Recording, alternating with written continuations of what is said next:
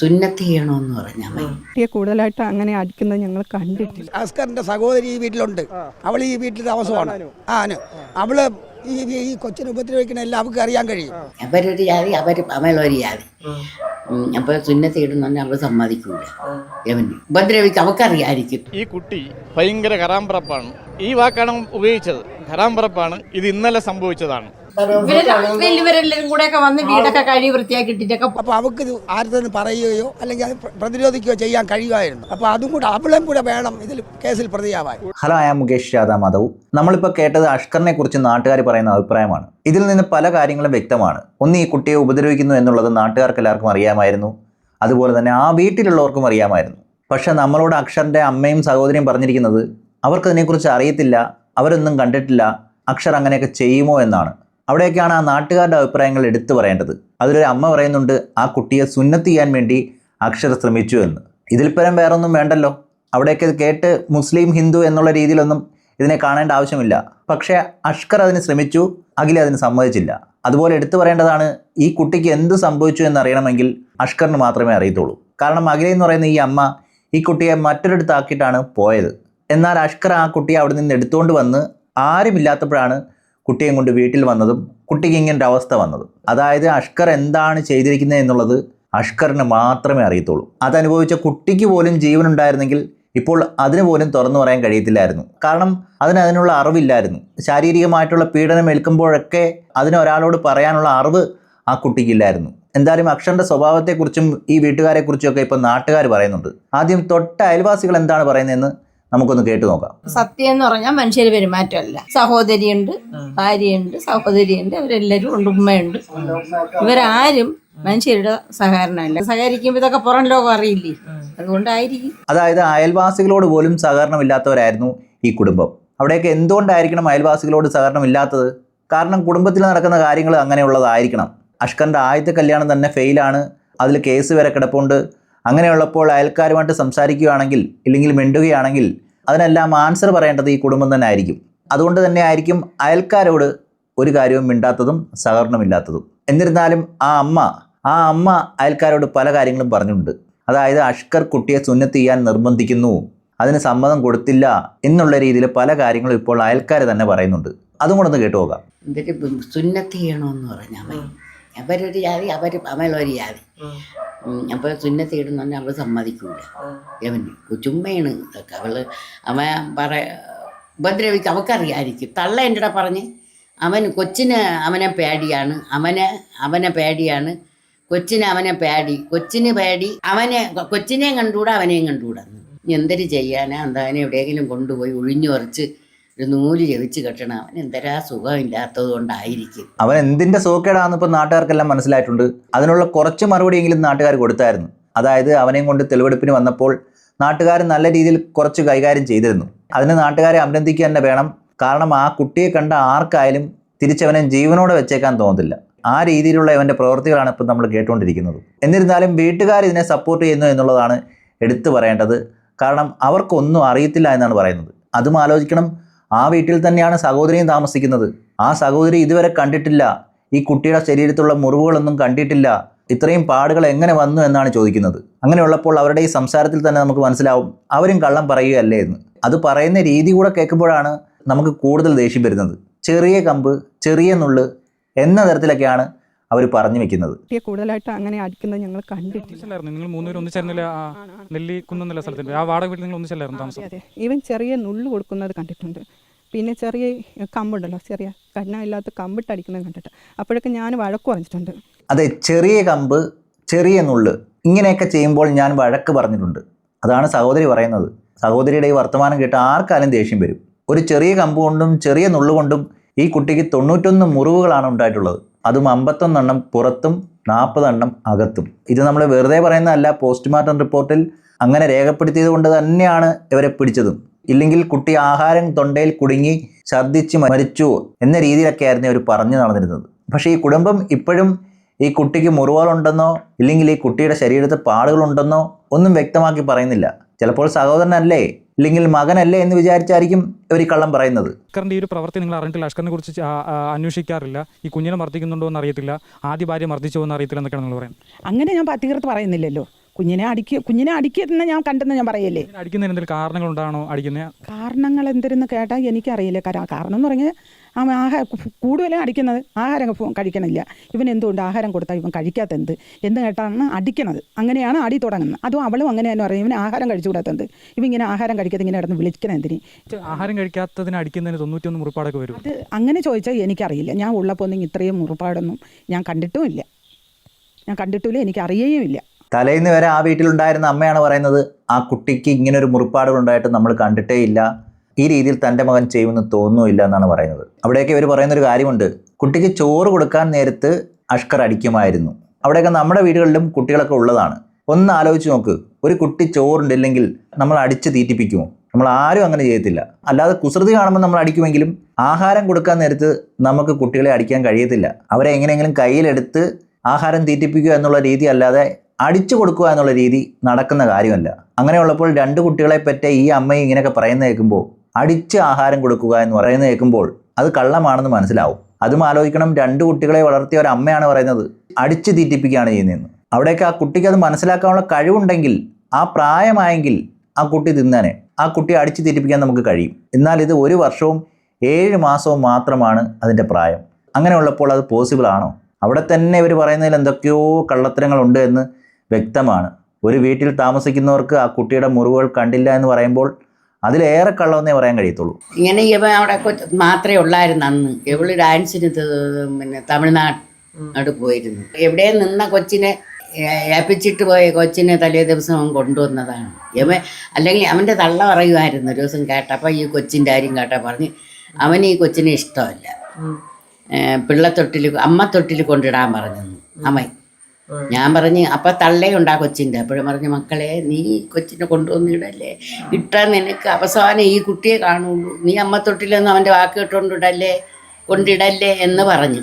അപ്പോൾ ഇവളൊന്നും മിണ്ടണില്ല, ഇവളെ നാക്കൊണ്ടാന്നറിഞ്ഞൂടാ നമുക്ക്, ഇവളൊന്നും പറയണില്ല. അതെ, അഖില എന്ന് പറയുന്ന അമ്മ ഒന്നും പറയാത്തത് കൊണ്ടാണ് ആ കുട്ടിക്ക് ഇങ്ങനെ സംഭവിച്ചത്. അവിടെയൊക്കെ അഖിലയും ആ കുട്ടിയെ അടിക്കാറുണ്ടായിരുന്നു എന്നാണ് വ്യക്തമാവുന്നത്. അത് അഖില തന്നെ പറഞ്ഞു എന്നും പറയുന്നുണ്ട്. കാരണം 2 പേരും ചേർന്ന് ആ കുട്ടിയെ ഉപദ്രവിക്കാറുണ്ടായിരുന്നു. അവിടെയൊക്കെ ആ കുട്ടിയുടെ കൈ ഒടിഞ്ഞത് അത് സൈക്കിളിൽ നിന്നും വീണതല്ല എന്നും വ്യക്തമായിട്ടുണ്ട്. എന്നിരുന്നാലും ഈ കുടുംബത്തിൻ്റെ പ്രത്യേകത എന്ന് പറഞ്ഞു കഴിഞ്ഞാൽ ഇതൊന്നും സമ്മതിക്കത്തുമില്ല, ഇവർക്കിട്ട് അറിയത്തുമില്ല, അവനിങ്ങനൊന്നും ചെയ്യത്തുമില്ല എന്നാണ് പറഞ്ഞു നടക്കുന്നത്. ചെറിയ കമ്പിട്ട് അടിക്കുമ്പോൾ എങ്ങനെയാണ് 91 മുറിവ്? ആ മുറിവിനെ കുറിച്ച് ഞങ്ങൾക്ക് അറിയില്ല. ഇത് കണ്ട കാര്യമല്ലേ ഞങ്ങൾക്ക് പറയാൻ കഴിയുള്ളൂ. വഴക്ക് പറഞ്ഞിട്ടുണ്ട്, അങ്ങനെ ചെയ്യരുത്, കുഞ്ഞു കുട്ടിയാണ്, നീ പറയുന്ന കാര്യങ്ങൾ മനസ്സിലാക്കാനുള്ള പ്രായം അവനില്ല. ഒരു 3 വയസ്സോ 4 വയസ്സോ ആകുമ്പോൾ ചിലപ്പോൾ നീ പറയുന്ന മനസ്സിലാക്കും. ശരിയായിരിക്കും, ഇങ്ങനെയൊക്കെ പറഞ്ഞു കൊടുത്തുകൊണ്ട് 91 മുറിവുകളെ ഉണ്ടായിട്ടുള്ളൂ, ഇല്ലെങ്കിൽ അതിലപ്പുറം ഉണ്ടാവുമായിരുന്നു. ആ രീതിയിലാണ് ഈ വ്യക്തി പറഞ്ഞു വെക്കുന്നത്. അതിനുശേഷം ഈ സഹോദരിയെക്കുറിച്ച് പറയുന്നുണ്ട്. സഹോദരി കുട്ടിയെ കാണാറില്ലായിരുന്നു, കണ്ടിട്ട് നാളുകളായി. പക്ഷേ ഒരു വീട്ടിലാണ് താമസം. രാവിലെ 8 മണിക്ക് പോയി കഴിഞ്ഞാൽ കുട്ടി ഉറങ്ങിക്കഴിഞ്ഞിട്ടേ ഇവർ വരത്തോള് എന്നുള്ളതാണ് ഇവർ സ്ഥാപിക്കുന്നത്. അതുകൊണ്ട് തന്നെ ഒരു വീട്ടിൽ താമസിക്കുന്നുണ്ടെങ്കിലും കുട്ടിയെ കാണാറില്ല, കുട്ടിയെക്കുറിച്ച് ഒന്നും അറിയത്തില്ലെന്നാണ് ഇവർ പറഞ്ഞു വെക്കുന്നത്. ടെൻഷനും കാര്യങ്ങളൊക്കെ ഉള്ളതുകൊണ്ട് ബാക്കിയൊന്നും കിട്ടുന്നില്ല. ഞാൻ ജോലിക്ക് പോകുന്ന വ്യക്തിയാണ്, ശരിയുള്ള ബേക്കറിലാണ്. അപ്പോൾ അവിടെ രാവിലെ ഇറങ്ങിപ്പോയാൽ ഞാൻ രാത്രിയാണ്. ചില ദിവസങ്ങളിൽ 9 മണിയും അല്ലെങ്കിൽ 8:30, 8 മണി കഴിയും. എന്തായാലും 8 മണി, എത്ര തിരക്കില്ലെങ്കിലും 8 മണി കഴിഞ്ഞാണ് വീട്ടിലെത്തുന്നത്.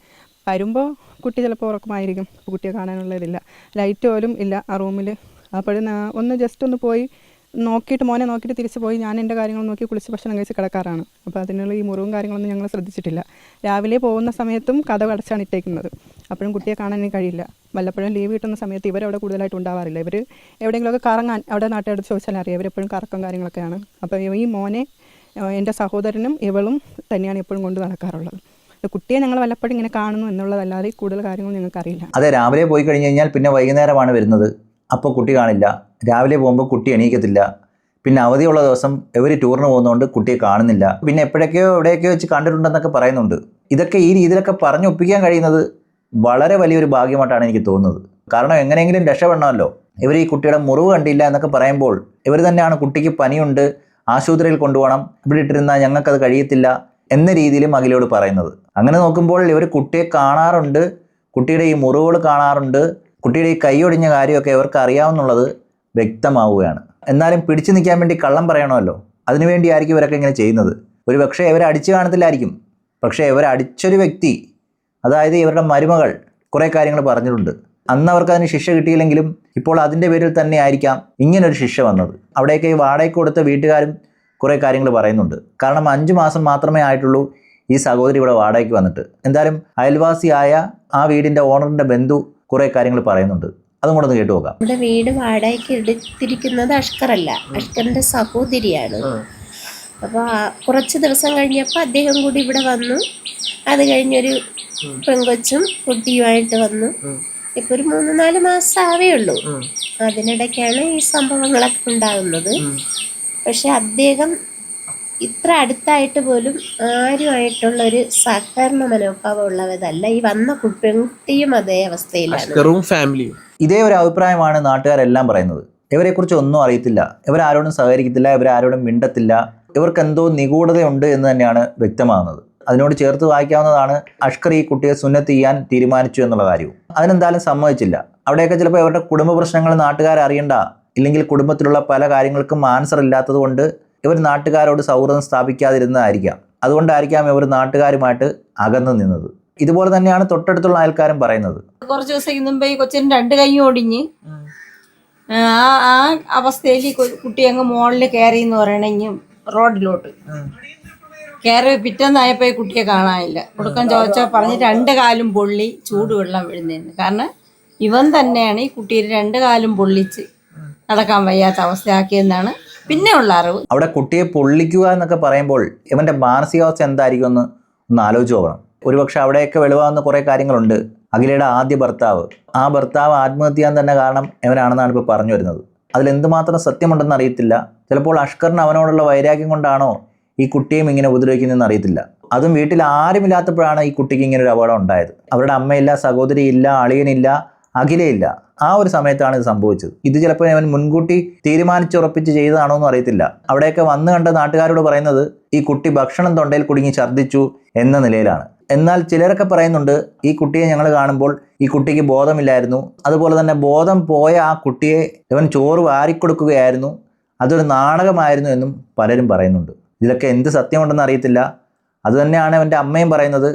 ഒരു നുള്ളി ചോറെടുത്തത് മാത്രമേ ആ പ്ലേറ്റിൽ ഞാൻ കണ്ടോളൂ, ആ പ്ലേറ്റ് അതിനുശേഷം ഞാൻ കൊണ്ട് കളഞ്ഞു എന്നും പറയുന്നുണ്ട്.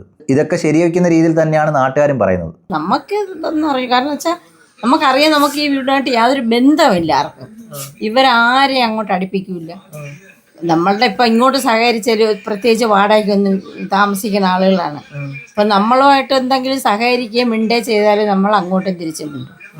അവർ വലിയ ഗമേറോടിക്ക് അറിയിക്കുമ്പോൾ നമ്മൾ ചോദിച്ചാൽ മറുപടി വരും. അങ്ങനെ പിന്നെ നമ്മളും ആരും മൈൻഡ് ചെയ്യില്ല.